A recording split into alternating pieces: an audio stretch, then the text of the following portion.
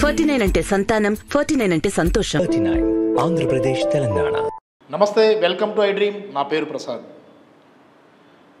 వైఎస్ఆర్ కాంగ్రెస్ పార్టీకి సంబంధించి అధిష్టానం తీసుకుంటున్న నిర్ణయాలు, ముఖ్యమంత్రి జగన్మోహన్ రెడ్డి టిక్కెట్ల పంపిణీలో, టిక్కెట్ల కేటాయింపులో ఎంపిక చేస్తున్న వ్యక్తుల బ్యాక్గ్రౌండ్ కానీ, లేదంటే ఆయన తీసుకుంటున్న టిక్ మార్క్ పెట్టే విషయంలో కానీ చాలామంది చిత్ర విచిత్రాలు మనకు కనిపిస్తున్నాయి. చాలామందికి ఎమ్మెల్యే అభ్యర్థులుగా ఎంపిక చేసే విషయంలో చాలా సాధారణమైన వ్యక్తులకు టికెట్లు ఇవ్వడం అనేది ఒక రకంగా సాహసోపేతమైన నిర్ణయంగానే చెప్పుకోవాల్సి ఉంటుంది. ఇప్పటి తరానికి సంబంధించి అంగబలం అర్ధబలం ఉండేవాళ్ళనే ఎమ్మెల్యే టికెట్లు, ఎంపీ టికెట్లు వరిస్తాయి అన్న భావనతో ఉన్న జనానికి దీన్ని బ్రేక్ చేస్తూ వైఎస్ జగన్మోహన్ రెడ్డి సాధారణ వ్యక్తులకు కూడా టికెట్లు కేటాయిస్తున్న తీరు చూసినప్పుడు నిజంగానే ఆశ్చర్యం అనిపిస్తుంది. వైఎస్ జగన్మోహన్ రెడ్డి ఏ గుండె ధైర్యంతో ఇలాంటి నిర్ణయాలు తీసుకుంటున్నారు అన్న అంశానికి సంబంధించి మనతో మాజీ వైస్ ఛాన్సలర్ రజపతిరాయ్ గారు ఉన్నారు. సార్ నమస్తే. సార్ నమస్కారం. సార్, మనం వైఎస్ జగన్మోహన్ రెడ్డి టికెట్ల అంటే అన్ని పార్టీలు టికెట్ల కేటాయింపుకి సంబంధించి కసరత్తులు మొదలు పెడుతున్నాయి. వైఎస్ఆర్ కాంగ్రెస్ పార్టీ చాలా అడ్వాన్స్గా ఉంది, టికెట్ల కేటాయింపు ఆల్రెడీ చాలా వరకు చేసింది. అలాగే అనంతపురం జిల్లా మడకసిర నియోజకవర్గానికి సంబంధించి ఎస్సీ నియోజకవర్గం అది ఈరి లక్కప్ప అనే మాజీ సర్పంచ్కు టికెట్ ఇచ్చారు సార్. ఆయన సాధారణ వ్యవసాయ కుటుంబం. దీన్ని ఏ రకంగా చూడాలి సార్? అంటే ఇప్పుడు మీకు తెలుసు కదా సార్, ఆల్రెడీ ఇప్పుడు ఎన్నికలంటేనే అర్ధబలం అంగబలంతో కూడుకుంది. అంటే సాధారణ వ్యక్తులకు టికెట్ కేటాయింపు విషయంలో జగన్మోహన్ రెడ్డి తీసుకున్న నిర్ణయాన్ని మీరు ఏ రకంగా చూస్తారు? అంటే ఇది ఒక రకంగా చూడాలంటే ఎన్నో విషయాల్లో మరి కొత్త పోకడలు సృష్టిస్తున్నటువంటి గౌరవ ముఖ్యమంత్రి జగన్మోహన్ రెడ్డి గారు అభ్యర్థులని నియోజకవర్గాలకు కేటాయింపు విషయంలో కూడా కొన్ని ప్రయోగాలు చేస్తున్నారు. అయితే ఈ ప్రయోగాలన్నీ కూడా ఇప్పుడు అంతకుముందు కూడా మనం చూసాం. అభ్యర్థులని ఒక నియోజకవర్గం నుంచి ఇంకో నియోజకవర్గం మార్చడం అనేది.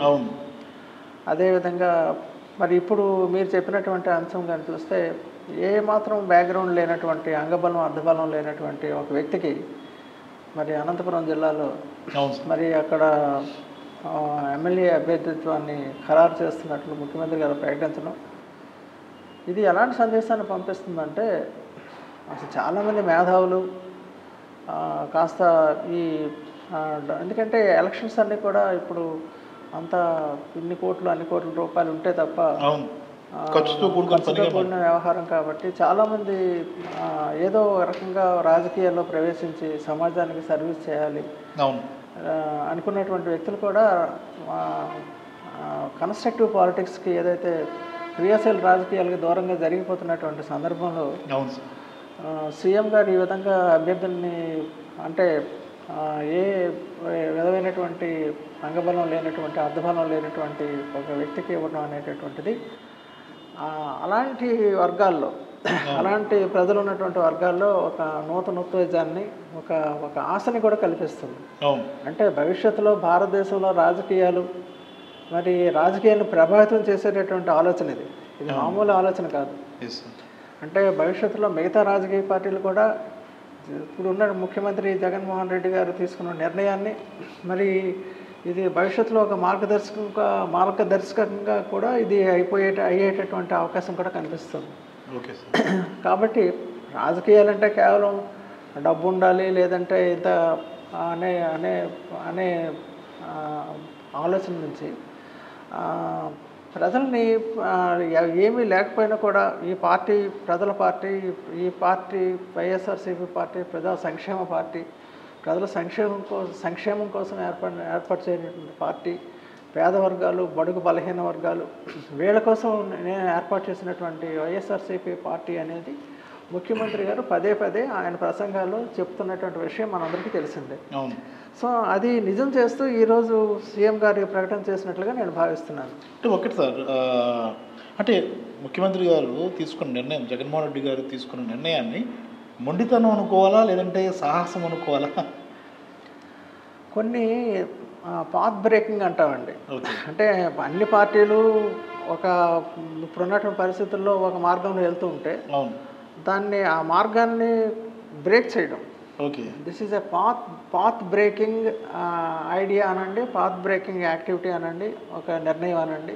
సార్ సో రెగ్యులర్గా అన్ని పార్టీలు అందరూ ఆలోచిస్తున్న విధంగా కాకుండా భిన్నంగా ఆలోచించి రాజకీయాలను ముందుకు తీసుకెళ్ళటం అనేటటువంటిది ఒక కొత్త సందేశంతో, ఒక కొత్త పోకడతో, ఒక కొత్త ఆలోచనతో రాజకీయాలను ముందుకు నడిపించడం అనేటటువంటిది ఒక విజన్ ఉండేటటువంటి నాయకుడు చేయవలసిన పనే మన జగన్మోహన్ రెడ్డి గారు మరి చేశారని నేను భావిస్తున్నాను. Right sir. సార్ ఒకటి అది ఎస్సీ సామాజిక వర్గానికి సంబంధించిన కేటాయించిన సీట్ అదే కదా. ఇప్పుడు మామూలుగా అది ఇంకా ఇవ్వటం కూడా ఎవరికి ఇచ్చారు, బాగా వెనుకబడినటువంటి ఒక షెడ్యూల్ కాస్ట్ మరి సామాజిక వర్గానికి చెందినటువంటి వ్యక్తులు వాళ్ళని ప్రోత్సహించడం అని అంటే ఏదైతే ఎవరినైతే ఇన్ని సంవత్సరాలుగా ఇన్ని దశాబ్దాలుగా స్వాతంత్రం వచ్చిన తర్వాత కూడా మరి విస్మరించబడినటువంటి వర్గాలు ఏవైతే ఉన్నాయో ఆ వర్గాలకి వైఎస్ఆర్సీపీ చేదోడు వాదోడుగా ఉంటుంది. సో దానికి సంబంధించినటువంటి నిర్ణయమే ఇది.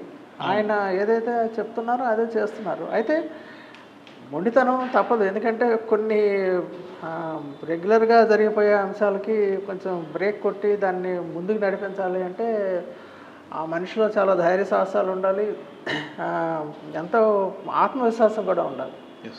సో పూర్తి ఆత్మవిశ్వాసం ఆయనలో ఉంది. దీన్ని బట్టి ఎలాంటి నిర్ణయాలు ఎవరు తీసుకోగలరు? ఒక ఆత్మవిశ్వాసం ఉన్నటువంటి నాయకుడు మాత్రమే తీసుకోగలడు. ధైర్యంగా నేను చేసినటువంటి నిర్ణయం ఇది మంచిది, ప్రజలకు ఉపయోగపడుతుంది, భావితరాలకి వాళ్ళ అభ్యున్నతికి ఆయా వర్గాల అభివృద్ధికి తోడ్పడుతుంది అనేటువంటి ఒక దృఢమైనటువంటి అభిప్రాయంతో ఉన్నప్పుడు మాత్రమే ఆ నాయకుడు ఏ పార్టీకి చెందిన నాయకుడైనా కానీ ఈ విషయంలో మీరు చెప్పిన దాంట్లో జగన్మోహన్ రెడ్డి గారు ఆయన ఆ విధంగా విశ్వసించారు కాబట్టి ఆ నిర్ణయం తీసుకోగలిగారు. మన మొండితనం అవసరం కొన్ని విషయాల్లో, ఎందుకంటే ప్రతిదీ మనం భయపడుతూ ఏ పని చేయలేము. వాళ్ళేదో అనుకుంటారు, వీళ్ళేదో అనుకుంటారు, లేకపోతే నాతో ఆల్రెడీ ఉన్నటువంటి ఎమ్మెల్యేలు నన్ను వదిలేసి వెళ్ళిపోతారు. సో ఇలాంటి విషయాల్లో నిర్ణయం తీసుకోవడానికి చాలా ధైర్య సాహసాలతో కూడినటువంటి నిర్ణయంగా నేను భావిస్తున్నాను. ఎవరో ఒకరు చేయాలి, ఎవరో ఒకరు ఎప్పుడో ఒకప్పుడు అనే ఒక పాట మనకు ఉంది. సో వస్తుంటారు వాళ్ళు, వచ్చి ఇలాంటి నిర్ణయాలు తీసుకుంటుంటారు, సమాజ ప్రగతిని మారుస్తూ ఉంటారు. సో ఆ విధమైనటువంటి నాయకుడిగా జగన్మోహన్ రెడ్డి గారిని ప్రజలు గుర్తుంచుకుంటారు. ఈ ఎలక్షన్స్ వచ్చిన తర్వాత కూడా, ఎలక్షన్స్ తర్వాత కూడా ఫలితాలు మనం చూస్తాం. మరి నిజంగా ఇప్పుడు ప్రజలు కూడా ఆలోచిస్తారు ఆ నియోజకవర్గంలో. అయ్యే మనం ఎవరికో ఇస్తారనుకున్నాం, మరి ముఖ్యమంత్రి గారు ఒక సామాన్య మానవుడికి ఏమీ లేనటువంటి ఒక వ్యక్తికి ఆయన మరి ఒక ఎమ్మెల్యే అభ్యర్థిత్వాన్ని ప్రకటించడం అనేటువంటిది సామాన్య విషయం కాదు. సో థంపింగ్ మెజారిటీతో అభ్యర్థి గెలవడానికి కూడా అవకాశాలు ఉన్నాయి అక్కడ. ఎందుకంటే this is what is called emotional connection అంటాను. అంటే మీరు డబ్బులు పంచి లేదా ఇంకోటి ఏదో చేసి ఇంకొక ఆశ చూపెట్టి ఓటు సాధించడం కాదు, ఎమోషనల్ కనెక్షన్. అంటే ప్రజల తాలూకా అంటే బయటికి చెప్పుకోలేరు ప్రజలు, కానీ ప్రతి ఎలక్టరేట్ ఓటర్ కూడా లోపల అదే ఆలోచిస్తుంటాడు. సో మనకి ఇలాంటి రాజకీయాలు అవకాశం ఉంటాయా, మనం ఒక ఎమ్మెల్యే కాగలమా, ఇలాంటివి వాళ్ళ మనసులో ఉంటాయి వాళ్ళకి. కానీ అది ఇప్పుడు జగన్ గారి నిర్ణయం తీసుకోవడంతో ఆయన కనెక్ట్ అయిపోయాడు. ఆయన అక్కడ ఉన్నటువంటి ప్రజలతో ఆ ఎమోషన్, ఆ నియోజకవర్గం వరకు సంబంధించి కాకుండా మొత్తం దళిత సామాజిక వర్గం అంతా రాష్ట్ర వ్యాప్తంగా అది వెళ్తుంది. రాష్ట్ర వ్యాప్తంగా కూడా ఆయన he is emotionally connected now. And దీనివల్ల గెలుపు చాలా ఈజీ అవుతుంది, సులభతరం అయిపోతుంది. సరే, ఫైనల్గా మనం చెప్పుకుంటే సిద్ధం పేరుతో క్యాడర్ని కనెక్ట్ అవ్వడానికి అది ఒక రకంగా చెప్పాలంటే ఎన్నికల శంకారావంగానే చెప్పుకోవాలి సార్. ఉత్తరాంధ్ర వేదికగా మనం మాట్లాడుకున్నాము. భీమిలి దగ్గరలో సమావేశం 27 జరగబోతుంది. ఈ నేపథ్యంలో క్యాడర్తో ఎంతవరకు నాయకులతో కనెక్ట్ అయ్యారు, అభ్యర్థులతో కనెక్ట్ అవుతున్నారు, కానీ క్యాడర్తో కనెక్ట్ అవ్వలేదు. క్యాడర్తో తన మనసులోని మాట ఏం చెప్తారన్నది కీలకంగా మారుతుంది సార్. జగన్మోహన్ రెడ్డి ఏం మాట్లాడతారనేది, ఈ సిద్ధం అనేది ఖచ్చితంగా ఎన్నికలకు సిద్ధమైనట్లుగానే మనం భావించాలా? క్యాడర్ జగన్ గారి ఎమోషన్ కానీ లేదంటే ఆయన చెప్పే ఏవైతే మాటలు ఉన్నాయో దాన్ని రిసీవ్ చేసుకునే పరిస్థితి ఎలా ఉంటుంది? జగన్మోహన్ రెడ్డి గారు మరి ఇది చాలా మంచి నిర్ణయం ఒక రకంగా. అంటే పార్టీ క్యాడర్తో ముఖాముఖి ఆయన భారీ ఎత్తున రేపు 27వ తారీఖున కనెక్ట్ అవుతూ ఉన్నారు. భీమిలిలో సభ జరగబోతూ ఉంది. అయితే దీని పర్యవసానం ఎలా ఉంటుందంటే కొంత నిరాశ అనేది ఏంటంటే పార్టీ క్యాడర్స్లో ఉన్నటువంటి వాస్తవం కరెక్ట్ కావచ్చు.